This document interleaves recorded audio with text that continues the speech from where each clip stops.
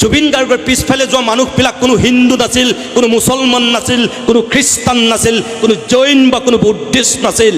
জুবিন গাৰ্গৰ পিছফালে যোৱা মানুহবিলাক আছিল কেৱল মানুহ আৰু মানুহ, মানুহ বিবেকবান মানুহ আছিল। তাত কোনো হিন্দু নাছিল, তাত কোনো মুছলমান নাছিল, তাত কোনো খ্ৰীষ্টান নাছিল। শংকৰদেৱে কেতিয়াও আনৰ ধৰ্মক ঘীন কৰিবলৈ কোৱা নাছিল। শংকৰদেৱে সকলো জীৱকে সমদৃষ্টিৰে চাবলৈ কৈছিল। কুকুৰ চিগাল গদৰ ভৰু আত্মৰাম বুলি কৈছিল। তাৰমানে সকলো জীৱৰে সমান আত্মা, সমান সমান মৰ্যাদা দিছিল। জীৱ হত্যা মহাপাপ। শংকৰদেৱে সেইকাৰণে সেয়া বাণী আমাক শিকাই থৈ গৈছিল। কিন্তু আমি কি কৰিছোঁ এতিয়া? শংকৰদেৱে এক কৰিছিল, সকলো ভকতক লৈ এখন অসম নিৰ্মাণ কৰিব বিচাৰিছিল, যিখনত মুছলমানৰ চানখাই, গাৰুৰ গোবিন্দ, নগাৰ নৰোত্তম, ভটিয়াৰ দামোদৰ, মিচিঙৰ পৰমানন্দ, কছাৰীৰ বৰাই পৰা ধৰি সকলো আছিল। তাৰমানে মুছলমানৰ চানখাই, গাৰুৰ গোবিন্দক, মিচিঙৰ পৰমানন্দক, কছাৰীৰ বৰাইক তেওঁ শিষ্যত্ব দি সেই সময়তে তেওঁ কি শিকাইছিল? উচ্চ নিচ জাত পাত, এইটো নহয়। এখন অসম, এখন সমাজ। সেইকাৰণে তেওঁ মুছলমানৰ চানখাইক শিষ্যত্ব দিছিল। সেইকাৰণে লাই খুঁটা প্ৰতিষ্ঠাত মুছলমানৰ চানখাইক লগত লৈ লৈছিল। গাৰু খ্ৰীষ্টান, কিন্তু গোবিন্দক তেওঁ লগত লৈ লৈছিল। মিচিঙৰ পৰমানন্দ, আজিও শুনিবলৈ বেয়া, ক'বলৈ বেয়া। মাজুলীৰ বহু এনেকুৱা সত্ৰাধিকাৰ আছে য'ত আজি ৩৬খন সত্ৰ আছে। এটা সময়ত তাত আৰু বেছি আছিল।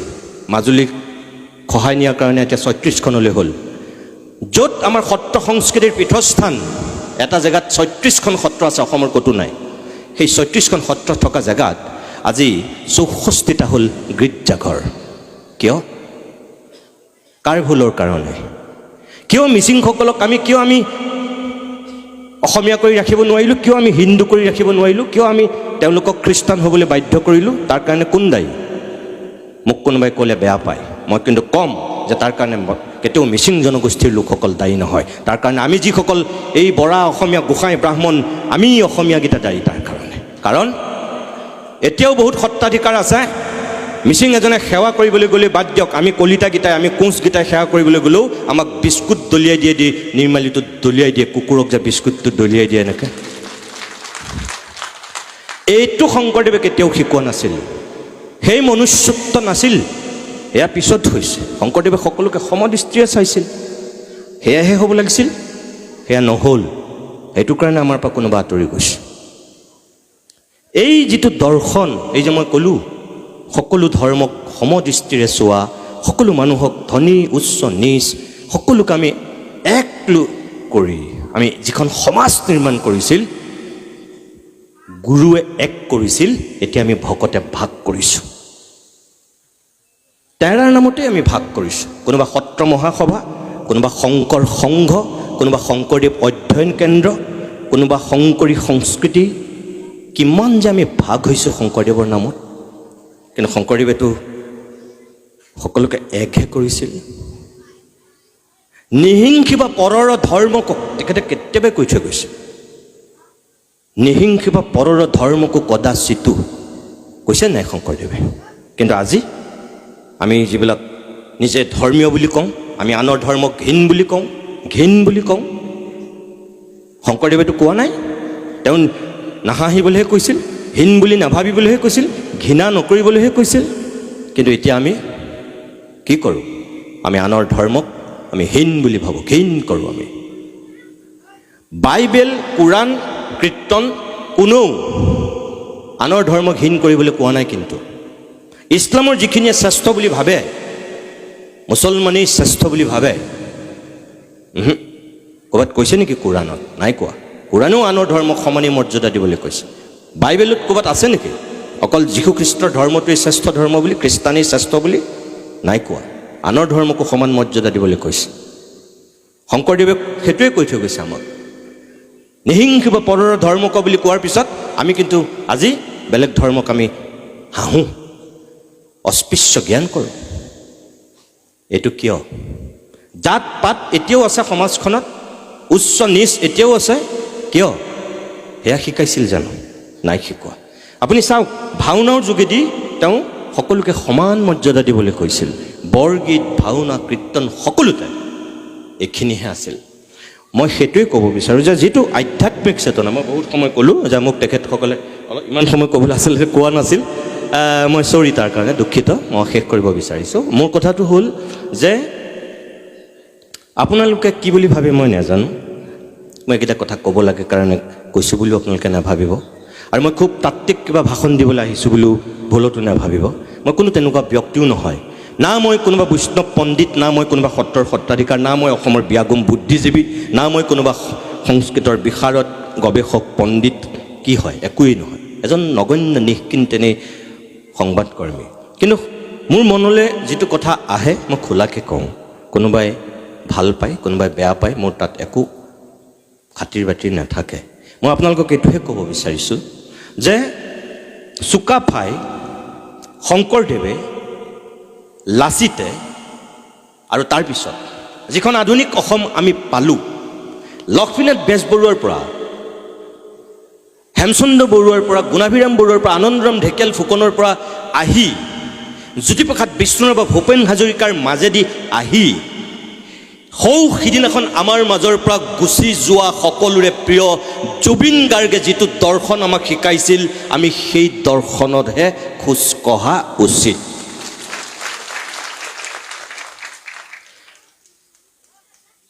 আমি দেখা, আমি লগ পোৱা শ্ৰেষ্ঠ যিকেইজন অসমীয়া, আমি শংকৰদেৱক নাই পোৱা, আমি মাধৱদেৱক নাই পোৱা, আমি দামোদৰদেৱ বা আমি হৰিদেৱক নাই পোৱা, আমি লক্ষ্মীনাথ বেজবৰুৱাকো আমি নাই পোৱা, আমি হেমচন্দ্ৰ বৰুৱাকো নাই পোৱা, আমি গুণাভিৰাম বৰুৱাকো নাই পোৱা, আমি আনন্দৰাম ঢেকীয়াল ফুকনহঁতকো নাই পোৱা,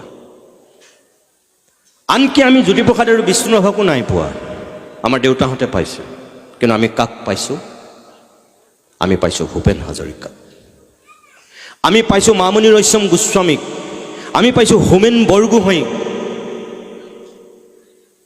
আৰু তাৰ পিছৰ প্ৰজন্মত যদি আমি কওঁ কাক পাইছোঁ? আমি জুবিন গাৰ্গক পাইছোঁ। জুবিনে আমাক কি শিকাই থৈ গৈছে? মোৰ কোনো ধৰ্ম নাই, মোৰ কোনো জাতি নাই বুলি স্পষ্টকৈ কৈ গৈছে। জুবিনে এগালমান কিতাপ লিখা নাই, শংকৰদেৱৰ নিচিনা কীৰ্তন পুথি লিখি থৈ যোৱা নাই, ভূপেন হাজৰিকাৰ নিচিনা দাৰ্শনিক গ্ৰন্থ লিখি থৈ যোৱা নাই, হোমেন বৰগোহাঁইৰ নিচিনা অসমীয়া সাহিত্যৰ সৌজ নিৰ্মাণ কৰিব পৰা একো কিতাপ জুবিনে লিখি থৈ যোৱা নাই। কিন্তু জুবিনে মুখেৰে যিকেইটা সৰু সৰু কথা কৈ থৈ গৈছে, জুবিনৰ গীতত যিখিনি বাণী আছে, এই গীতৰ যিটো ভাষা, যিটো দৰ্শন, সেইটোৱে যদি আমি শিকিলোহেঁতেন, তেতিয়াহ'লে অসমীয়া জাতি আজি বহু দূৰ আগুৱাই গ'লহেঁতেন। ভূপেন হাজৰিকাৰ দৰ্শনটো যদি আমি শিকিলোহেঁতেন, গান বুলি নুশুনি, গান বুলি নাভাবি যদি আমি ভূপেন হাজৰিকাৰ গীতত থকা প্ৰতিটো দৰ্শন আমি শিকিলোহেঁতেন, আপুনি যিকোনো এটা গীতলৈ মনত পেলাওক, মহাবাহু ব্ৰহ্মপুত্ৰ মহামিলনৰ তীৰ্থ, আপুনি সেই গীতটোলৈ মনত পেলাওক, কি আছে তাত? সমন্বয় আৰু সম্প্ৰীতিৰ কথাই আছে তাত। বৰ অসমখনেই তাত ৰিফ্লেক্ট হয়, প্ৰতিফলন ঘটে। জুবিনৰ প্ৰত্যেকটো গীতত সোণৰে সজোৱা পজা জহি খহি যায়, আপুনি মনত পেলাওক, কি আছে তাত? যন্ত্ৰ, আমি যেন যন্ত্ৰ, কি আছে তাত? মানুহৰ ৰুহ বাস্ত্ৰ আছে। পলিটিক্স নকৰিবা বন্ধু, কি আছে তাত? মানুহৰ যিবিলাক ভ্ৰষ্টাচাৰ, যিবিলাক ঘৃণা, বিদ্বেষ, সকলোখিনি উজাৰি দিছে, যিবিলাক মানুহে বেয়া কাম কৰিছে। তাৰমানে আমাক কি শিকাই থৈ গৈছে? আমাক মনুষ্যত্ব শিকাইছে, আমাক মানৱতা শিকাইছে, আমাক দৰ্শন শিকাইছে। কিন্তু আমাৰ দুৰ্ভাগ্য, আমি কি কৰিছোঁ এতিয়া? ছিংগাপুৰৰ পৰা আহি গুৱাহাটী বৰঝাৰ বিমানবন্দৰৰ মাজেদি আহি সৰু সজাইত থাকি, সৰু সজাই পৰা সোণাপুৰলৈ যোৱালৈকে জুবিনৰ পিছফালে যিমানবিলাক লাখ লাখ মানুহ গোট খালে, অকল অসম নহয়, ভাৰতবৰ্ষ নহয়, পৃথিৱীত ৰেকৰ্ড হ'ল, বিশ্বত ৰেকৰ্ড হ'ল যে এগৰাকী সংগীত শিল্পীৰ পিছত, মাইকেল জেকছনৰ পিছত গোট খোৱা মানুহ ইমানখিনি পৃথিৱীত ক'তো নাছিল। অসমীয়া মানুহে দেখুৱাই দিলে যে আমি কিমান সংস্কৃতিবান মানুহ। কিয় কৈছোঁ মই? জুবিন গাৰ্গৰ পিছফালে যোৱা মানুহবিলাক কোনো হিন্দু নাছিল, কোনো মুছলমান নাছিল, কোনো খ্ৰীষ্টান নাছিল, কোনো জৈন বা কোনো বুদ্ধিষ্ট নাছিল। জুবিন গাৰ্গৰ পিছফালে যোৱা মানুহবিলাক আছিল কেৱল মানুহ আৰু মানুহ, বিবেকবান মানুহ আছিল। তাত কোনো হিন্দু নাছিল, তাত কোনো মুছলমান নাছিল, তাত কোনো খ্ৰীষ্টান নাছিল, তাত আছিল কেৱল মানুহ। আৰু সেইকাৰণে আমি এটা অভিলেখ সৃষ্টি কৰিছিলোঁ। জুবিনে সেয়াই শিকাই থৈ গৈছিল। মোৰ অনুপস্থিতিত তোমালোকে মায়াবিনী গীত গাবা। আজি মায়াবিনী এটা আধুনিক গীত নহয়। মই ভাবোঁ আমি গোৱা মই দূৰ আচাৰত তুমি চিত প্ৰীতিমূৰ প্ৰহমাই আদি কৰি নাজানো আবাহন অপৰাধ বিনাশনৰ নিচিনাকৈ মায়াবিনী এতিয়া এটা আধুনিক প্ৰাৰ্থনা, অসমীয়া সমাজ জীৱনৰ এটা আধুনিক প্ৰাৰ্থনা সংগীত। আজিৰ দিনত মই ভাবোঁ মায়াবিনী, যিটো গীত নাগালে অসমৰ কোনো সাংস্কৃতিক অনুষ্ঠান নহয়, যিটো গীত নাগালে কোনো সংগীতৰ প্ৰতিযোগিতা এতিয়া নচলে, মায়াবিনী এতিয়া তেনেকুৱা এটা পৰ্যায়ত। কিয়? কোনে লৈ গ'ল? কোনে লৈ গৈছে সেই পৰ্যায়লৈ? আজি জুবিনক যে ঈশ্বৰ পুত্ৰ বুলি কৈছে, ভগৱানৰ নিচিনা যে মানুহে পূজা কৰিছে, আপোনালোকে দেখিছিলে কোনোবাই মৰিশালিত মানুহে গৈ এনেকৈ ধূপ চাকি বন্তি জ্বলাই আজি এই 3 মাহ হোৱাৰ পিছতো মানুহৰ লানি চিগা নাই, মানুহে কান্দি আছে এতিয়াও। দেখিছিলে কোনোবাই আপোনালোকে? ভূপেন হাজৰিকাক আমি দেখিছিলোঁ ইয়াৰ আগত। ভূপেন হাজৰিকাৰ সমাধিত মানুহৰ তেনেকুৱা সোঁত বৈছিল, ভূপেন হাজৰিকাক তেনেকৈ শ্ৰদ্ধা দিছিল। কিন্তু ভূপেন হাজৰিকাৰ সেই শ্ৰদ্ধা, সেই ভক্তিতকৈও জুবিনৰ সমাধি ক্ষেত্ৰ এতিয়া অভিলেখ ভংগ কৰিছে। আজিৰ দিনতো মানুহৰ যিটো আৱেগ, মানুহৰ যিটো শ্ৰদ্ধা ভক্তি, এয়া কি দেখিছে আপোনালোকে? আধ্যাত্মিকতাবাদ দেখিছে। কোনো খুজি অনা নহয়, কোনো টানি অনা নহয়। অসমীয়া মানুহে স্বতঃস্ফূৰ্তভাৱে গৈ জুবিনৰ সমাধি ক্ষেত্ৰত মূৰ দোৱাইছে, ধূপ জ্বলাইছে, বন্তি দিছে আৰু প্ৰাৰ্থনা কৰিছে যে তুমি য'তে আছা ভালে থাকা। মনে প্ৰাণে বহুত ছোৱালীয়ে, বহুত গৰ্ভৱতী মহিলাই ভাবিছে যে এনেকুৱা এটা সন্তান যিনি মোৰ গৰ্ভত আকৌ ধাৰণ কৰে, আহক, জুবিনেই আহক, এনেকৈ ভাবিছে। কিয় ভাবিছে? এই জুবিনে যিটো আমাক শিকাই থৈ গ'ল। জুবিনে মোৰ লগত হোৱা সাক্ষাৎকাৰতে কৈছিল যে মই যিটো কাম কৰি থৈ যাম 100 বছৰলৈ কোনেও কৰিব নোৱাৰে। আৰু মই ভাবোঁ 100 বছৰলৈ নহয়, জুবিন গাৰ্গে আমাক যিখিনি শিকাই থৈ গৈছে, যিখিনি দৰ্শন বিলাই থৈ গৈছে, 1000 বছৰলৈ আৰু কোনো অসমীয়াই সেয়া কৰিব নোৱাৰে। গতিকে আমি সেই দৰ্শনত আমি আগবঢ়া উচিত। জুবিনৰ গীতবিলাক অকল আধুনিক সংগীত নহয়, আপোনালোকে ভুল নকৰিব। জুবিনৰ গীতত এই আধ্যাত্মিকতাবাদ আছে। তাৰমানে কি?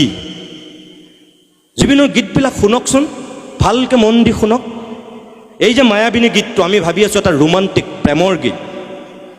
আমি ভাবি আছিলোঁ এজনী ছোৱালীক লৈ লিখিছে। চাবলৈ গ'লে এফালৰ পৰা যদি চাওঁ আমি এইটো প্ৰেমৰ গীত বুলিয়েই ভাবিব পাৰোঁ, সেইটো সঁচা কথা।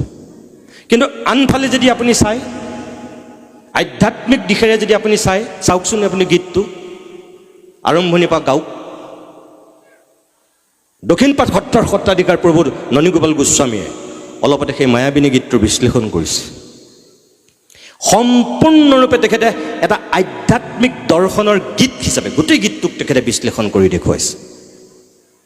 তাৰমানে মায়াবিনী ৰাতিৰ বুকুত দেখা পালোঁ তোমাৰ ছবি, মায়াবিনী, মায়াৰে থকা এটা ৰাতি। মায়া কি? মায়া আৰু মোহ কি? আমিতো সেই মায়াতেই বন্দী। দেখা পালোঁ তোমাৰ মুখ। যদি আমি স্ৰষ্টাৰ কথা ভাবিছোঁ, অকল আমি এজনী ছোৱালীৰ মুখৰ কথা কিয় ভাবোঁ? আমি যদি ভাবোঁ যে মায়াবিনী ৰাতি দেখা পালোঁ তোমাৰ ছবি, যদি আমি কৃষ্ণ বুলি ভাবোঁ, আপুনি তাৰপিছত সোমাই যাওকচোন, কি দেখিব গীতটোত? এয়া হৈছে আধ্যাত্মিকতাবাদ।